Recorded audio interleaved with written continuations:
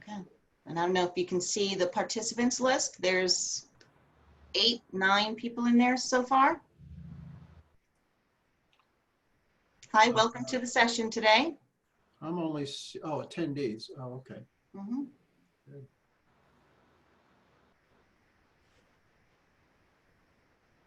We're going to begin momentarily. Going to give a few minutes to let people enter the session.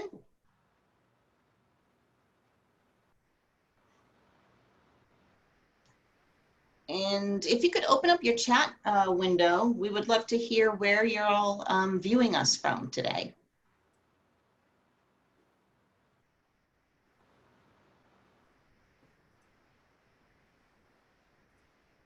Okay. Connecticut. Connecticut, yep. Michigan. We are in Ohio. Portugal. Portugal.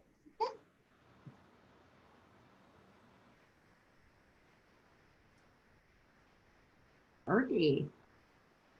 Oh. Minnesota. Excellent.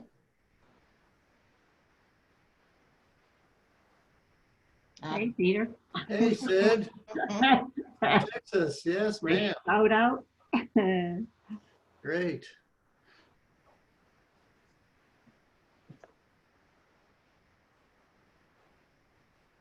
Sid was the director, I think, of the Texas Future Problem Solving chapter for a while. Yep, she is. She is still. Wow. She is Gosh, still. you and I need to go get a real life. I tell you, that's been a long time.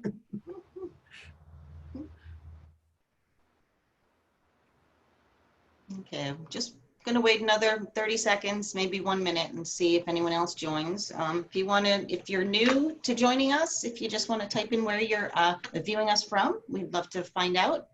We're gonna start in just a moment. I see that Ohio person up there, Kay. Yeah, I saw it. Razor. I saw it when it came through. Yeah. 15 years. Wow, terrific. Connecticut and Alaska. Mm-hmm. Excellent. Okay. All right, I'm going to go ahead and begin. So hello and welcome, everyone.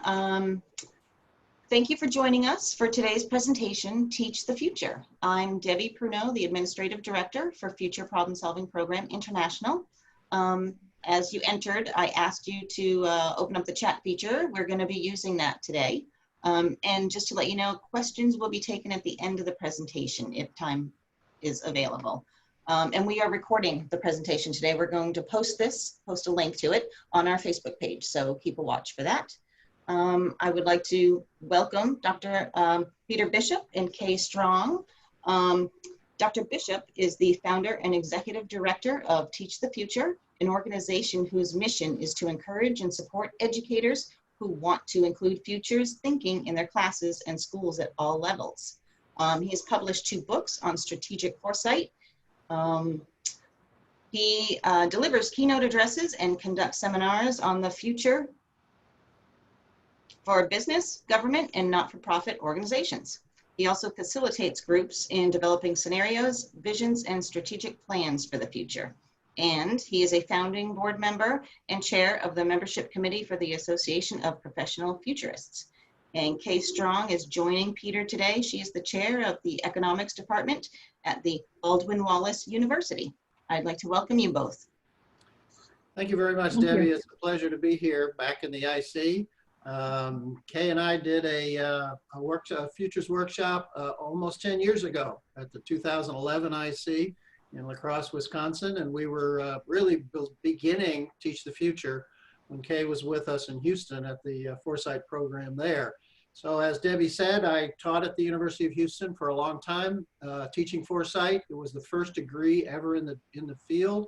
I did training for coaches in Texas and other places. And now, having retired from the university, I figured I had to do something useful and launch Teach the Future, which, as Debbie said, is an attempt to bring futures thinking to schools and students around the world. This being one of the ways we can do it, working with future problem solving as we have over 10 to 20 years has been terrific. So Kay, let me give you a chance to say hello to our group. Are you want to stop your Yeah, screen? just say hello. Just say hello. Okay. My name is Kay Strong, and I've had an opportunity to work with Peter Bishop since about 2008, having entered into the Houston program. Um, After I finished that program, I did move to Ohio, where an opportunity to work with the Ohio chapter of Future Problem Solvers. And so we're back with you after, as Peter said, about a 10-year hiatus. Great. Okay. Thank you all again for joining us. We're here to, it's called Teach the Future, or Learning About the Future. And let me give you right away what our purpose is in having this session. We want to tell you about Teach the Future because we're excited that this organization exists. It's really in parallel with future problem solving. You're already doing problem solving for the future. So there's a whole lot else about the future going on, and we want to introduce you to that. We want to hear your experience with future problem solving and with learning about the future in general. And then finally, to begin to encourage you, believe it or not, we think you can actually begin to influence the future. Our not so subtle purpose is that you should be returning to school, we hope in the fall. And we can ask your teachers some questions about, like, why aren't we teaching the future? And that would be a nice subtle way of getting all this accomplished. So this is our purpose today. We want to hear from you, and we want to show you what it is. Yes, go ahead. Peter, I wanted to let you know your calendar is showing up on the screen. I think you want to put the presentation on. I never know which screen it's supposed to be. Thank you for telling me. Let me stop the share. Sometimes it doesn't get the right, okay, hold on. I always have issues with, I have two monitors and I never know which one it's going to show on. All right, let me try and share it again.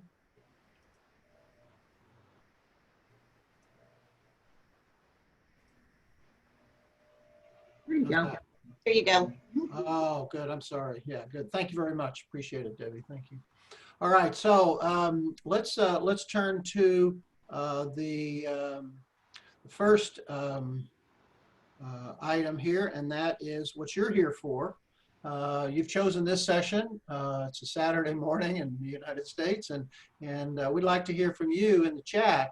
What you're hoping to learn out of this session. We've told you what we're here for, Kay and I, and yet what you're here for. So if you want to, everybody does not have to answer, but if you can just drop in a word or a phrase, that would be great to hear from you what your purpose is for being here. And then we can talk about those. Kay, because I'm sharing, I can't see the. I've got the chat here. Monitor. Innovative ways to teach futures, how to incorporate teaching the future into the current curriculum, if it's possible. Definitely, it is possible. We know that. We know the answer to that already. How about other people? Do we have any? We got a coach. They want to learn new techniques to use in their club and their classroom. We've got like to include futures thinking in the STEM lab problem-based learning projects. Learn some new techniques. Rebecca wants to get some ideas to use with students for next year, so she's planning ahead. Do we have any students among our group by chance?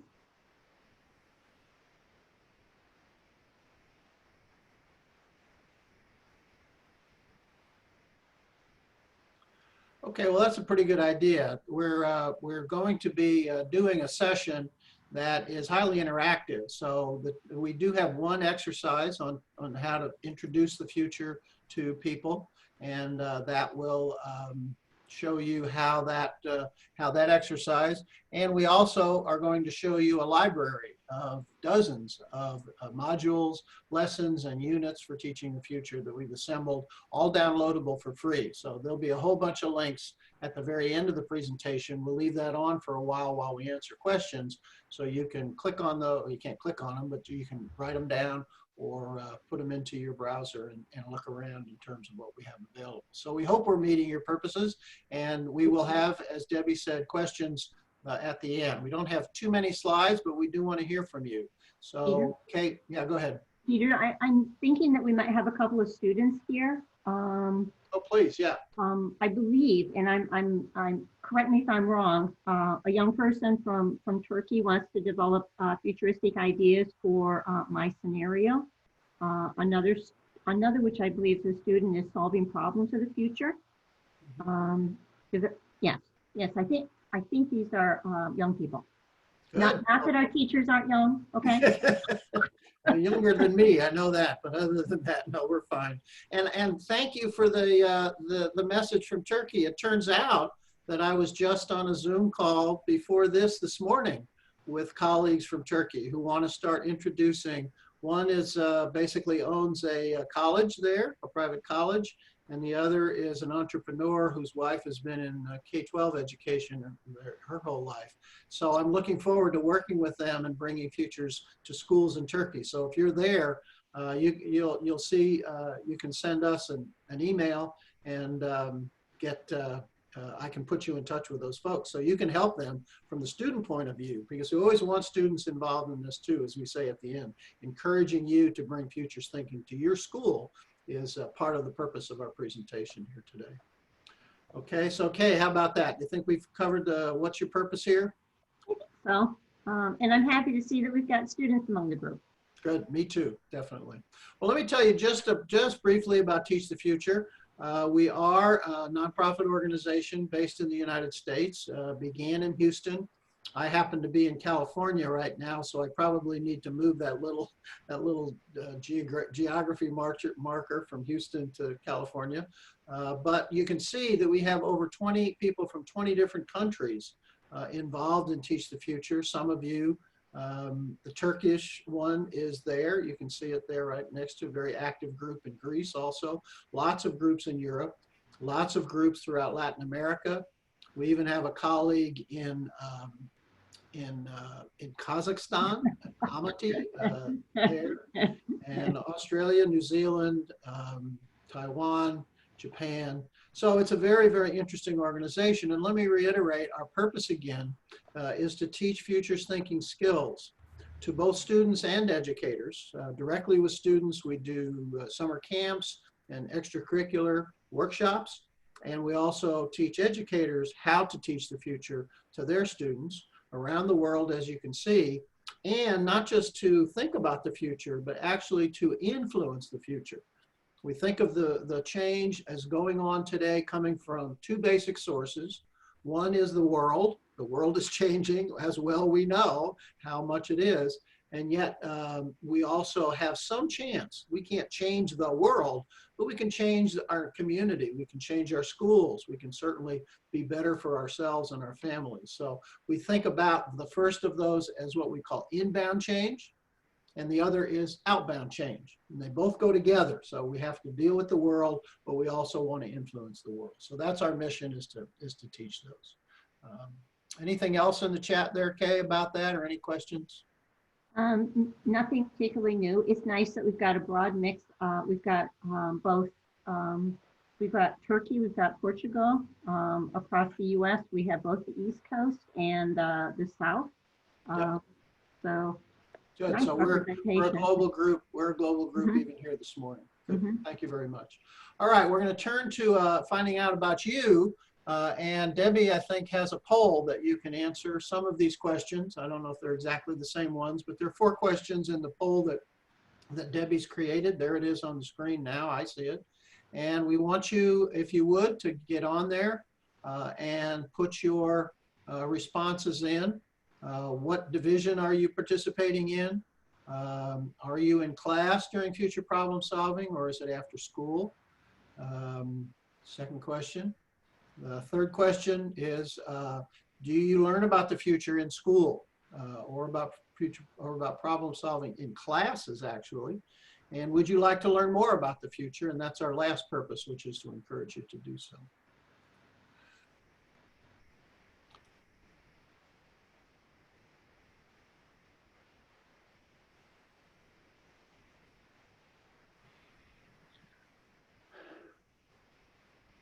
Okay, Debbie's going to tell us when she thinks we're, it's been about, oh, let's see, there it is, 18 of 24 so far. Yeah, I think we have 27 total. Catch a few more. I think the 27 probably includes the three of us. Okay, okay, Yes, it does. Yep. okay. Yeah, good, thanks. Okay. I haven't seen any new responses, so I'm going to go ahead and end the poll now. Great, thanks, Debbie. So this is who you are. This is mainly juniors. Tell me, Debbie, you can tell me what age group or grades are the juniors? Junior is 4 to 6th grade. Okay, all right, Middle is 7 to 9, and then senior 10 to 12. great. Okay, good. So we have a good distribution of various and some coaches as well. So are you learning about future problem solving in class or in after school? It's about 50-50 and other.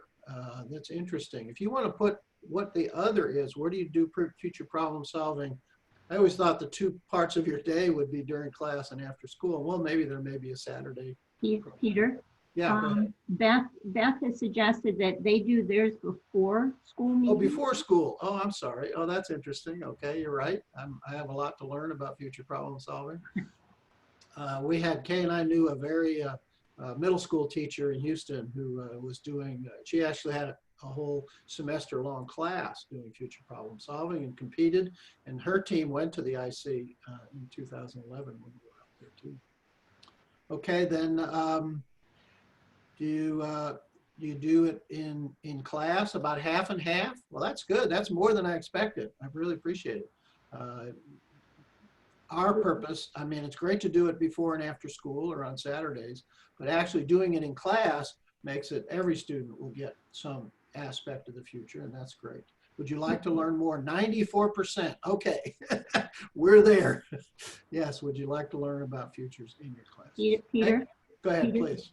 Peter, may I ask, for those who are conducting FPS during class, is it associated with a particular course or is FPS a class? That's a good question. You can put your answer in the chat for those who are actually learning about it. 44% said, 8 said that they're learning about it in class. Which class? So good question, Kay.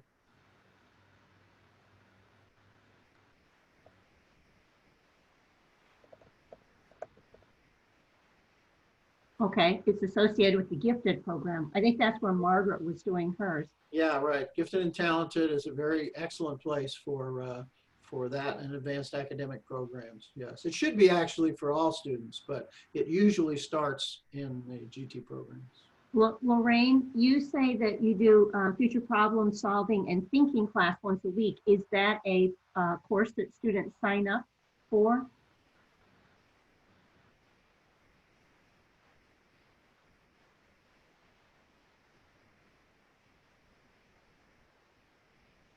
Optional. They sign up for it. Okay. And they get course credit in school for it?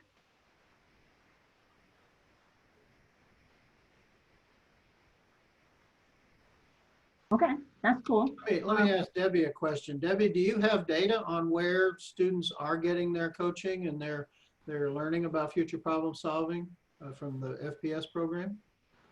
We don't collect a lot of data, again, for, I guess, security purposes, excuse me, for students, but I can certainly look into that.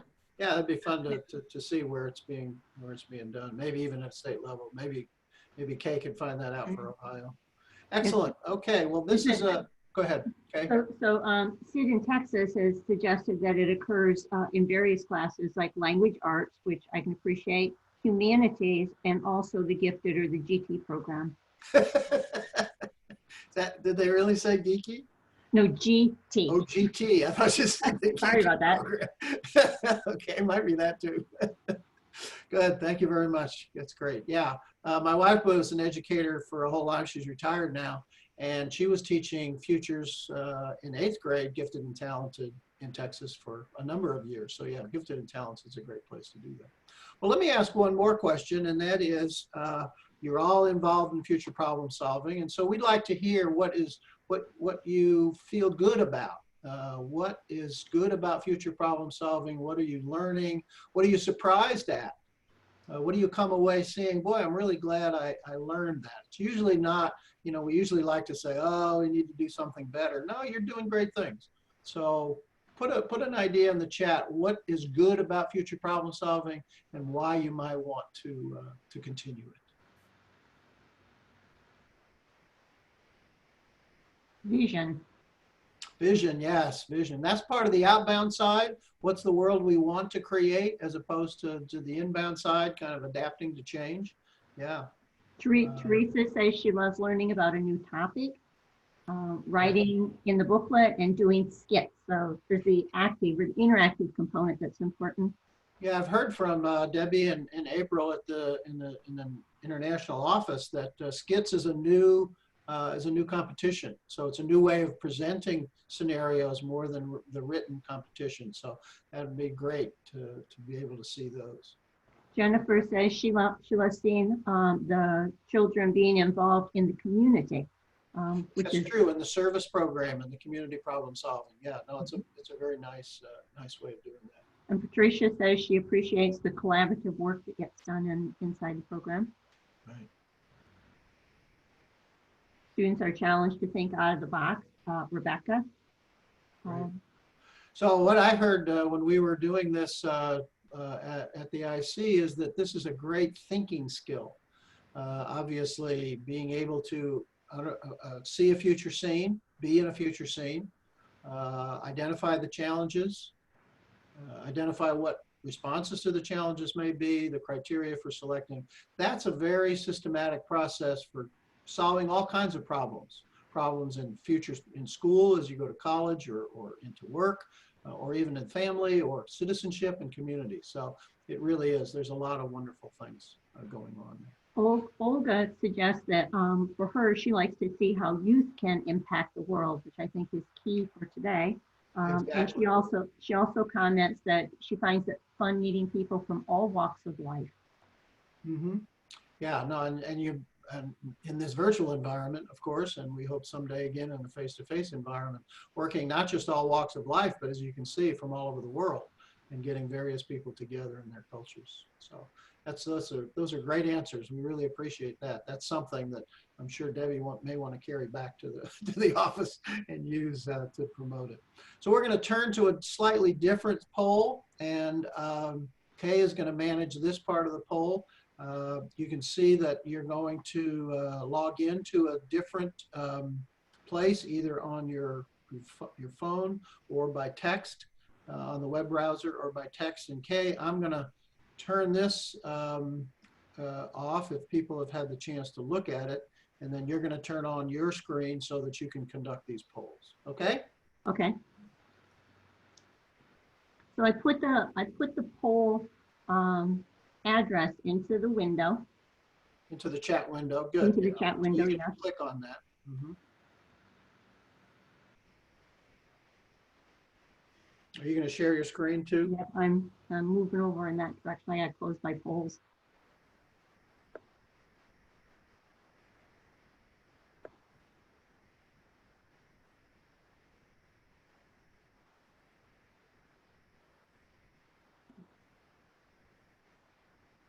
Okay, we're looking at your browser now. Okay, you got the same slide up that I did before. That's good.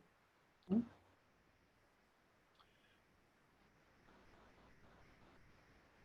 Doesn't appear that we have any responses yet. Well, let's read the question. Give us 3 words. We're now going to talk about not proof of problem solving, but your life. And what 3 words best describe your life today? Here we go. They're coming in now.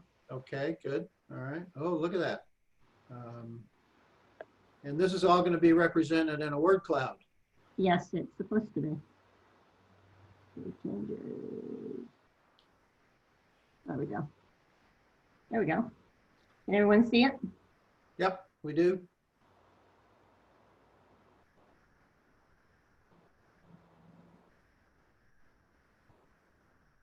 Kay uses this tool actually in class to get answers to economics questions. I'm sure those polls are a little more difficult, right?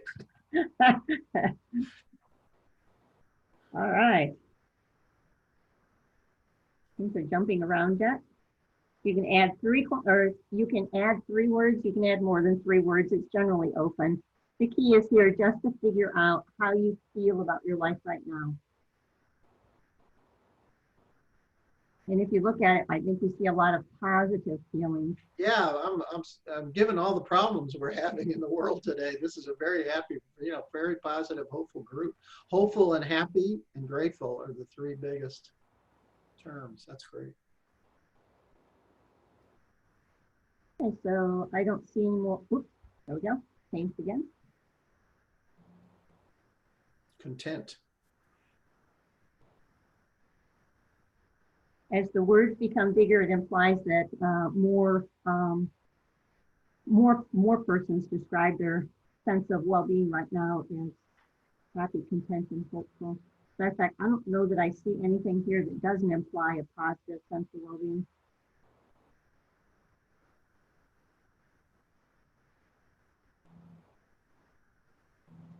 So we go to the next poll. Yeah, now we get the more challenging question. Where we are. Let's go to the next question.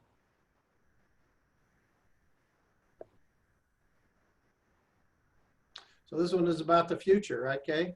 Right, we want you to jump ahead 20 years to the year 2040.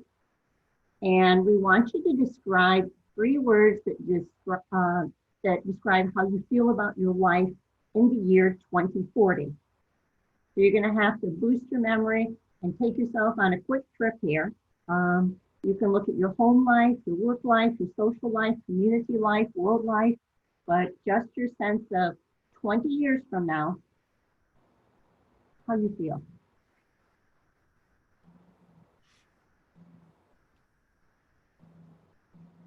It's a little harder to jump ahead and say, I feel such and such, but. Old. And that's true. What? What? One of them said old. Remember, it's all in the mind.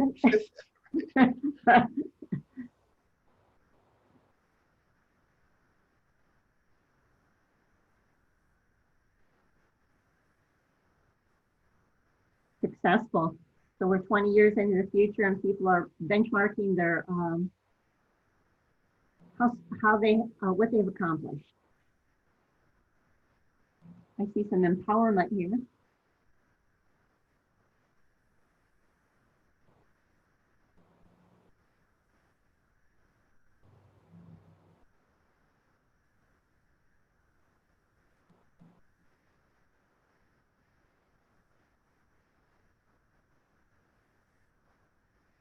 All right, so it looks like the keywords that we see for the future, if we jump to the year 2040, people have a sense of success, a sense of contentment. We do pick up some other features. People are tired. I would assume that that might be related to some of us who are older. There's a sage. I like that. But in general, I think that people are perceiving the year 2020 to be something that you can look forward to. All right, I'm going to unshare my screen so maybe we can chat a little bit. Sure, go ahead. All right, so I need to get my chat window back up here. This is taking longer than expected to load. Did everybody have a chance to go ahead and enter into the poll? I see some comments here on the poll.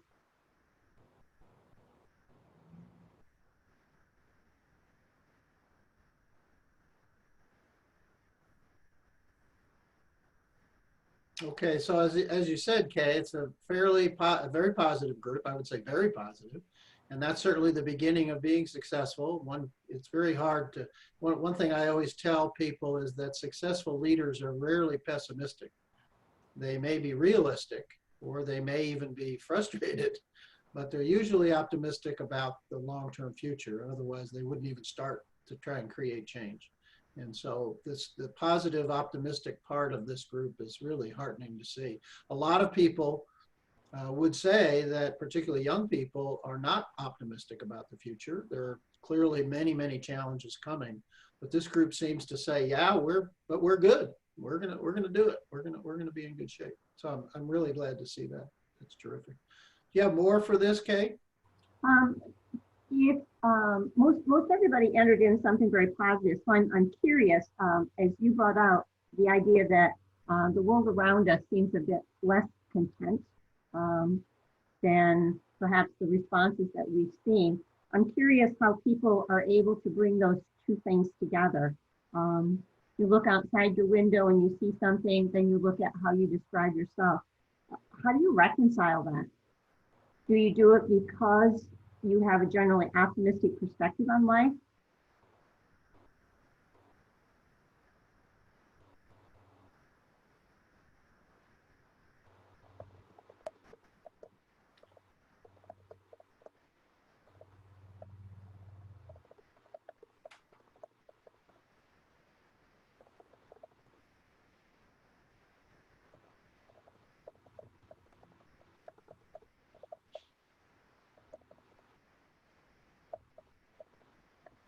Here, I'll put it in the chat window. Attitude is everything, says Julie.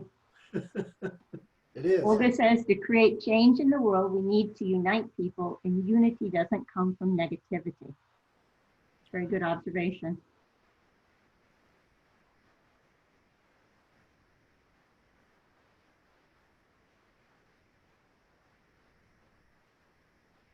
So Peter, are you generally optimistic? In the long run, yes, else I wouldn't be doing what I'm doing. I hope to introduce futures thinking to as many classes and as many students as possible before I retire for real, which I'm going to do in some years. So yes, I wouldn't be working as I am, nor would you be, Kay, I think, as a teacher, unless we were optimistic that we were creating good things in the world.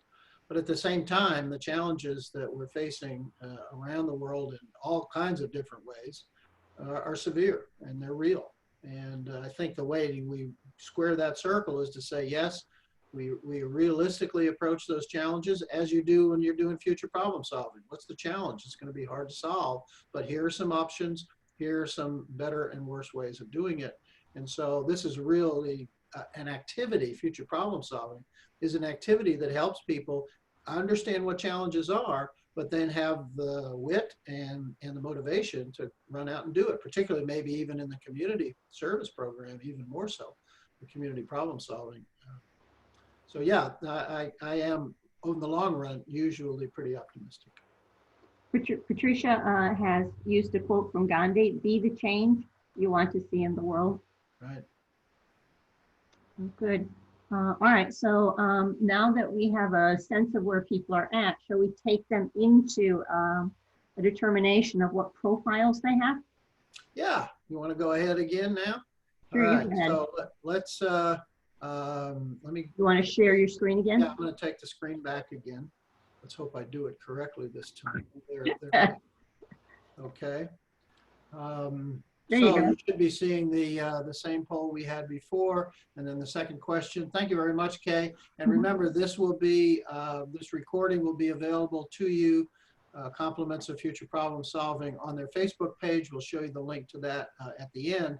If you want to take a screenshot of these, I think these polls are these word clouds are really excellent. So let me point to one of the resources we have in Teach the Future, and that's a playbook that was written about 3 or 4 years ago. Katie King is now a Foresight professional. She graduated from the University of Houston Foresight program, and she works for an education consultancy right now called Knowledge Works, and doing facilitation and forecasting, helping schools. Their primary mission is about personalized instruction and other educational reforms. They're based in Cincinnati, Ohio, right down the street from Kay's work in Cleveland. And Katie, he teamed up with a colleague of ours, Julia Rose West. Julia is a designer. She works for a company that you may have heard about. It's called Ancestry.com, and people can get their ancestry, both their genetic profile and the records to their previous ancestors, do their family tree and things like that. And Julia does experience, called user experience. She designs a website and the various customer facing things. We also had some very interesting consultants work on this project. 2 of them had experience consulting with Sesame Street and other educational media companies. So this is a great book. It's largely geared at middle school. We have a complementary book called Shaping Our Future, which is geared to high school students. You will find both of those referred to. One of them you can download, the high school version, and you can purchase the Futures Thinking Playbook. Those will both have entries in our library, so you can find those if you'd like. There's an introductory exercise that we do in the playbook that more or less sets up a kind of a style. So we know about personal styles. It doesn't mean you have to be a certain way, but a personal style is kind of your inclination. So there are people who are introverts, mean they kind of don't mind being by themselves. They're happy to be, they're not lonely, but they're just not. Maybe working with other people is more of a challenge for them versus extroverts. Oh my gosh, I love being with other people. They energize me, I'm excited, and those kind of things. That doesn't mean you can't be both, but what's our kind of going in? And so we have some styles in future studies that we can identify, and we identify them by answering two questions. And I'm going to give you, for each question, I'm going to give you two statements. You'll want to review each statement, read it carefully, and I'll read it for you, and write down the letter of the statement you most agree with. That doesn't mean it has to be 100%.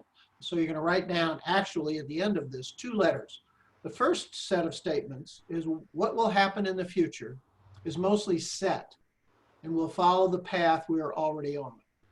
If you believe that more than its opposite, then you would write down the letter A, just on a piece of paper, on your phone, or whatever.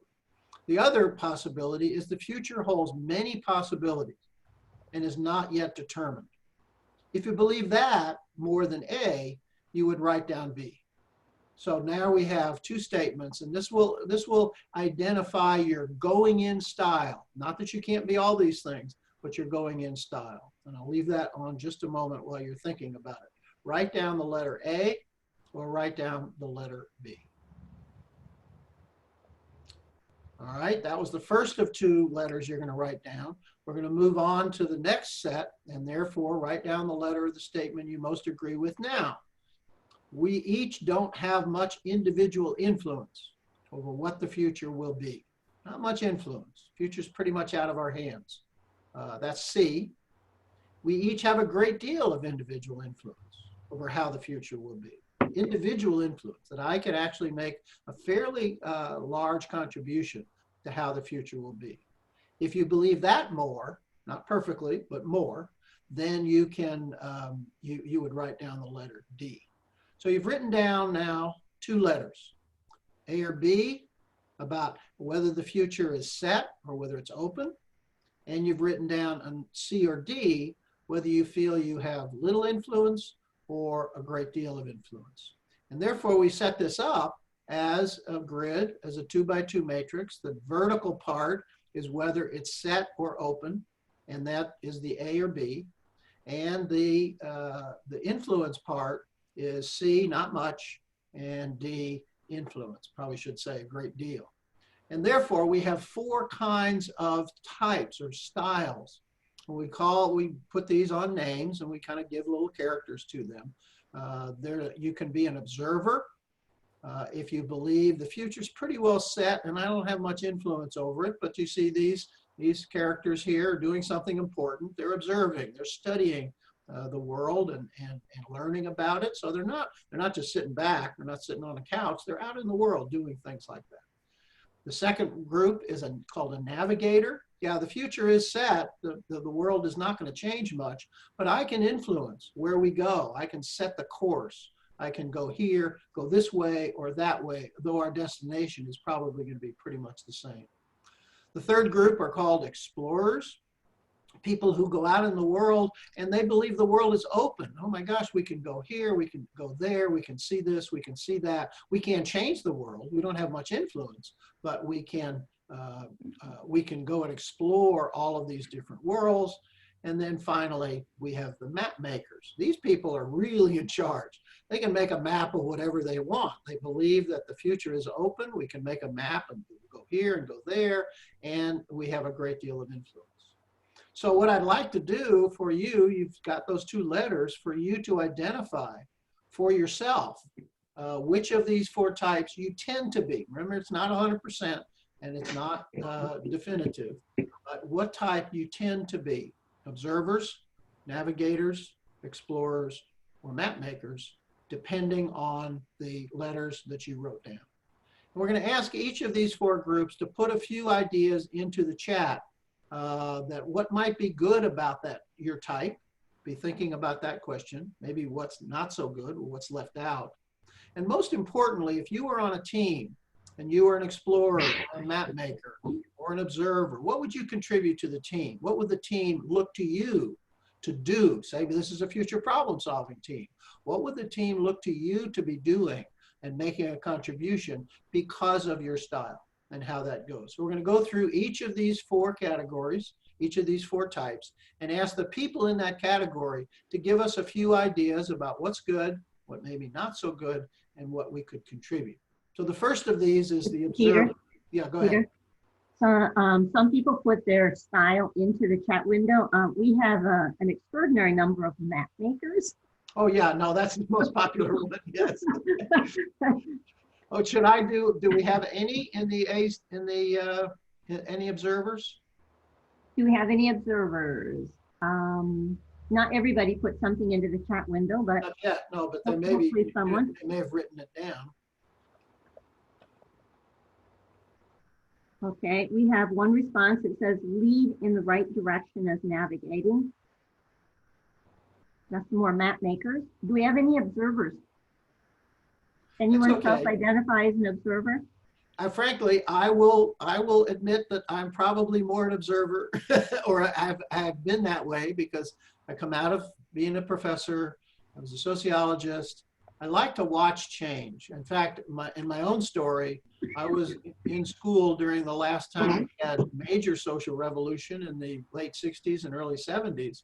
In fact, I did my master's thesis on students who were protesting the war in Vietnam and civil rights and things like that. So I was much more an observer during those times than an influencer. So I'll say that having observers around who are watching and understanding and explaining, that's a contribution that I would make to if I were on a future problem-solving team to do that. So you said, Kay, we had one navigator. Yeah, I was just going to check. Do we have? What contribution would a navigator make, you think? I see lots of explorers and map makers. Oh, we do have Julie. I'm going to call you out. Julia, please. Yes, thank you. We need diversity on the team. Everybody can't be map makers. Unfortunately, they are. Okay. So the navigator, what's good about being a navigator? What maybe left out, and what kind of contribution do navigators make to a team? Which is that we have a second one. Blaming, if I'm saying it correctly, is also that's an explorer. So I think Julie, I think she's the only one that I saw as a navigator that was self-identified. Well, you see the write-up here on the screen. Navigators are often confident and decisive and want to limit the amount of uncertainty. So they like to head in a direction. Here's the plan.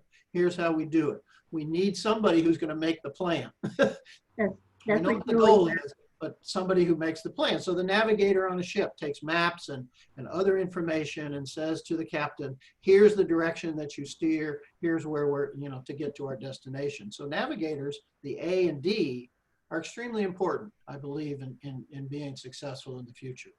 And we got some explorers, Kay. Peter, Yeah. Peter, Julie's response was that the navigator needs to lead in a good direction. So it corresponds to the write-up here. Right. It's really navigating. It's laying out the plan, laying out how are we going to get to the destination.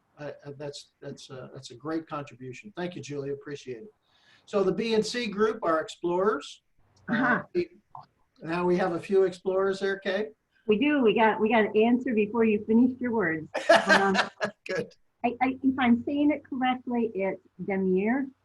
It says the good thing about this role is you can expand yours and your group's knowledge with exploring. Right. So it's not just observing different things, it's really going to different things. It's going to open possibilities. exploring open possibilities. Absolutely, yes. And again, this says the explorers are often dreamers and can see the best in many types of situations. We do need dreamers as part of, so us observers and navigators need dreamers to say, well, why, here's another possibility, and think about that. And let's do that as we go along.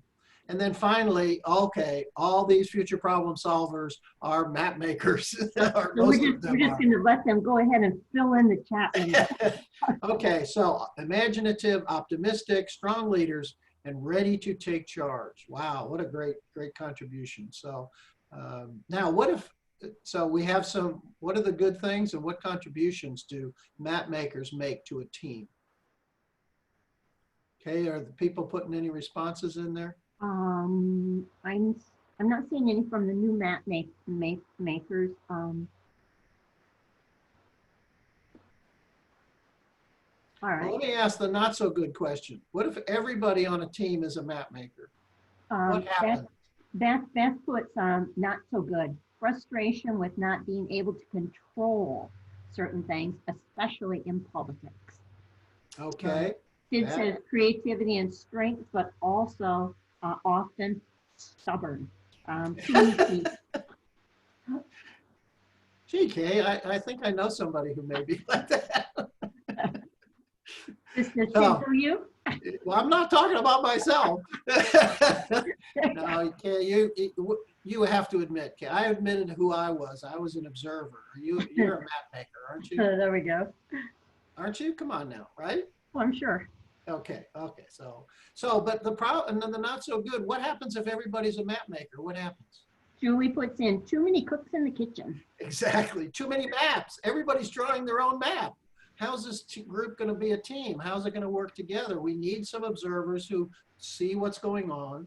We need some navigators to help us chart the course.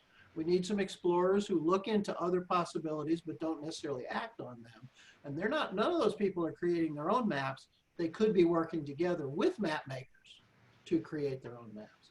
So this is an exercise, just one of many exercises in the playbook that gives you a sense of how you can learn about the future in class and how you can learn about yourself as you go about teaching the future. So this is one of our favorite exercises. We thank Katie and Julia for coming up with these and with the whole book itself. Any more responses in there, Kay, before we move on to the last section? The last comment was that we need complementary types for a strong team. Absolutely. We need all four types. Now, I hurry on to say that these are not predetermined. People can be any one of these roles in any situation that calls for them. It's just in some situations where it's easier for us to be what we're naturally inclined to do versus it may be harder for us to be something we're not inclined to do. That doesn't mean we don't do it. And that doesn't mean we're not good at it, but it just takes a little bit more effort. So introverts can have a good time at a party, and extroverts can sometimes be by themselves. They're just not the kind of types that where that comes easily to them. So, okay, ready to move on to the last? I just put a question in the chat window. Yeah. If anyone had other thoughts.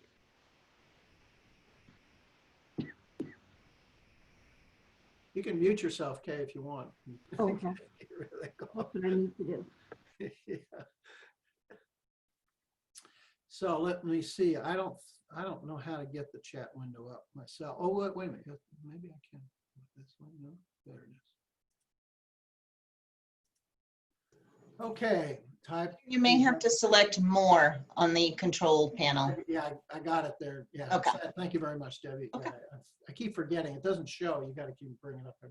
So I don't think we got any more responses to the other balance. Yes, all necessary. Well, let me move on to the next and the last. So let's talk about our third purpose, and that is, how do we learn about the future? And so this one is another chat put in. We all leave school with ideas about the future. Where did we learn those ideas? Or do we learn those in class, or do we learn those from our friends, or where did we learn how to think about the future? And so let me ask people to put in answers to that question into the chat. And did you learn it in any class? Or did you learn it outside of class, or maybe in the playground or in the sports field? From life experience, sure, yeah. We get a lot of life from experiences, right? Yeah. History class, that's interesting. How could we learn? That's an interesting answer. We learn about the future in history class.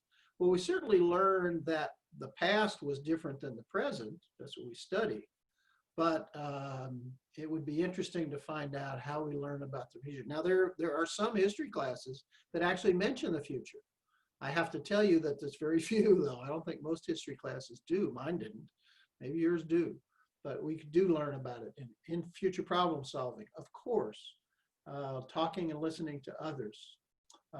Teaching middle school science, that's another interesting place where we could learn about the future in science class. In other words, what will this scientific knowledge change? How will it change the future? And how will it become part of it? So what are ideas we can learn from the future, from the past? Excellent. Olga, thank you very much. From books and movies and Wired magazine. So we are learning about the future in many different places, largely from life experiences and largely out of class. So the first question is that the next question then is, would you like to learn more about the future in your class? We already asked that question. That was the fourth question that Debbie put up at the very beginning. 95% of you said, yes, we would like to learn more about the future in your classes. And the first question, the next question is, why would you want to learn about the future? What's the advantage to you as students or coaches or teachers? What is the good part about learning about the future? Why is that a good thing to learn? And I'm going to pause for a moment and let you think about that, and also to put in your reasons, because those reasons, you're going to use those reasons in just a moment. What are the reasons that we should learn about the future? So you know what's coming, obviously, of course.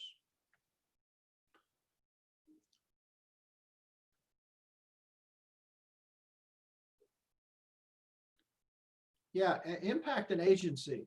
A lot of times we feel hopeless. Now, this group doesn't, because you're a self-selecting group of very energized and map makers, obviously. But many students believe their life is already over. It's already determined by somebody else, their parents or their teachers or whatever. So invested in direction, sure. And resiliency, how to handle adversity when it comes, so that we're not thrown away, we're not knocked down. Resiliency. There's a, I don't know if they're still, I think they're still on the market. We had a toy when I was growing up called Weebles. And it was like a toy that had a big a base, it rocked back and forth. And the slogan was Weebles wobble, but they don't fall down. And so we go back and forth, we're resilient, we can adapt to different situations. So let's imagine if you asked your teachers and asked them the question, why don't we teach the future in school? Wouldn't that be interesting to ask your teachers that? So think about imagining you're taking a teacher who you think is open to new things, maybe teaching the future already, and why don't we learn more about the future in school? What do you think the teachers might say?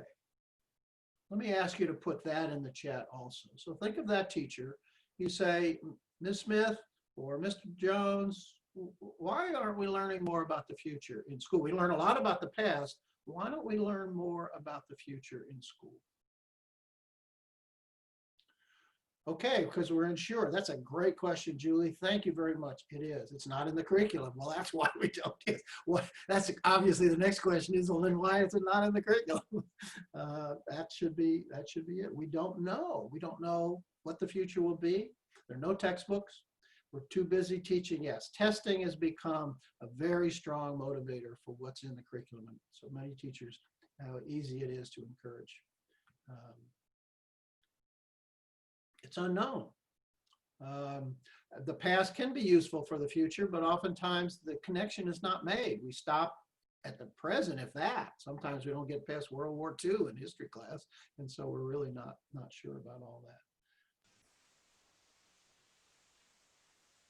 Okay, so there's no vocabulary for how to think about the future, and that's true. It's very hard to do that. So let me give you a few ideas Peter? of, yeah, go ahead. Could I ask a question? I put it in the chat. Since we have lots of teachers in the group, Yeah. how easy is it for you as a teacher to have a conversation with some other teacher about the importance of future thinking or even the Future Problem Solvers program? Obviously, these teachers and coaches are teachers in the school. So is there conversation in the teacher workroom? Or is there in professional development workshops or seminars about teaching more about the future? Yeah. Comments on that? Is that easy? Is it not? Does it happen or not?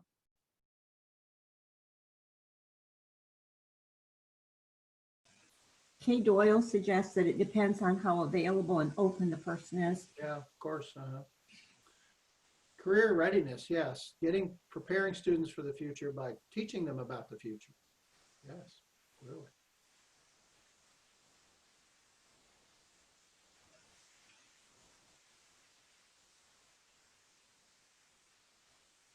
Since many of you work with your students, how easy is it, you think, for your students to have this conversation with other students? Yeah, that's another way of thinking about it, sure. So this is the agency part on the part of teachers and students by saying, I'm in future problem solving. I think this is a good thing. We should have more of this. I mean, in the end of the day, shouldn't we learn as much about the future as we do about the past? I mean, learning about the past is important, which we do a lot of.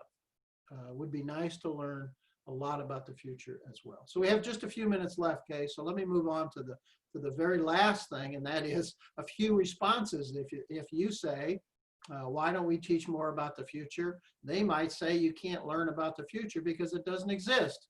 Well, they're true. They're right. It doesn't exist. But believe it or not, the past doesn't exist either. So if we're learning about the past, why don't we learn about the future? Neither one exists. They exist in our heads, and we should study what we think, not necessarily what exists out in the world. Teachers don't know how to teach about the future. We don't.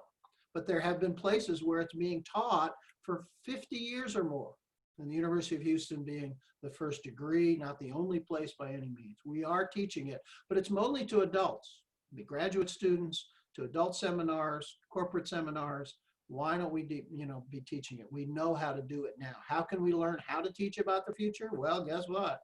Contact Teach the Future. That's what we do.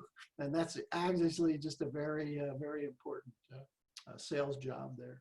So I think you beginning, whether you're a teacher coach or whether you're a participant student, I think it would be an interesting idea to go back to school in August, we hope, or whatever, and say, what about, I want to be an advocate for teaching about the future in the regular school. So this is our last slide. This has all the resources that we've talked about. This presentation you can get off of FPSPI_IC_2020. So if you want to write that down, you can get this whole presentation again. You won't get the word cloud. The word cloud would come in on the recording, which is down at the bottom. That's the Facebook FPSPI page. We have a website and a library, and you can obviously check those out, teachthefuture.org, very simple. We have a newsletter if you're interested in getting on our newsletter. It comes out once a quarter, generally says here's what the good things that have happened and here's the progress we're making. And get in touch with us. You don't have to send us an email. There's a get in touch box on the website, and you can put your name and your message in there, and we'll get back to you usually within 24 hours. So we'd be very happy to hear from you. If you or any of your teachers or any of your students want to talk more about the future, Kay and I are delighted to be. We love responding to people who are eager and excited to do this. So let me give my best wishes to you in the competition and in your future problem solving work. Thank you for joining us again, April. Thanks for joining us. Our friend. Thank you. I do want to really express our appreciation to both of you for joining us, for sharing your expertise and rejuvenating some of our very similar work that we have together, important work for students of tomorrow. It was great seeing you, great talking with you, and Kay, thank you for joining as well. Thank you, April, for having us, and Debbie for being our partner and helper in this presentation. This is the first time we've done this, so I think I'm delighted. I'm very happy. Kay, you want any last minute benediction words? No, I wish the students among us success, and I hope their teachers are proud of their work. And I know they are. I'm sure they are. Great. Okay, everybody, thank you very much for joining us, and we will be in touch. Contact us if you're interested in any more. Debbie, you want to take us out?